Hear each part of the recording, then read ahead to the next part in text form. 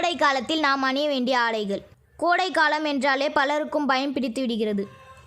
ஏனென்றால் எந்தெந்த நேரங்களில் எந்தெந்த நோய்கள் தாக்கும் என்பது யாருக்கும் தெரியாது. நாம் எவ்வளவு தான் தம்மை பாதுகாத்து கொண்டாலும் பல நோய்கள் நம்மை தாக்கிவிடுகிறது. பிரகாசமான உடை.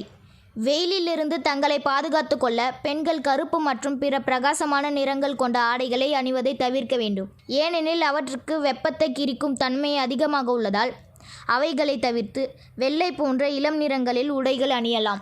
பருத்தி ஆடைகளே சிறந்தது. கோடை காலத்தில் பெண்கள் அதிகமாக பருத்தி ஆடைகளை பயன்படுத்துவது மிகச் சிறந்தது. கோடை காலத்திற்கு ஏற்ப ஆடை பருத்தி ஆடையே ஆகும்.